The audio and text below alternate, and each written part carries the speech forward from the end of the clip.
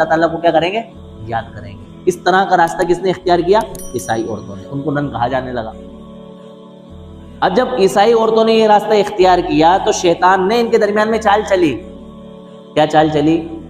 ईसाई पादरियों के जहन में ये वसवसा डाला कि भैया आप सब मर्द एक साथ रहते हो, इससे जो है ना आपका नफ्स ज्यादा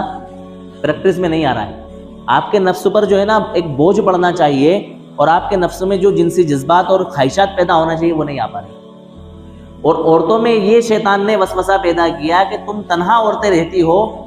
इससे वो मजा नहीं आ रहा है, इससे अल्लाह ताला का वो तकर्रब हासिल नहीं हो रहा है जो मर्द और औरत के एक साथ एक कमरे में रहने से होता है। ये पट्टी किसको पढ़ाई, शैतान ने ईसाई औरतों को भी पढ़ाई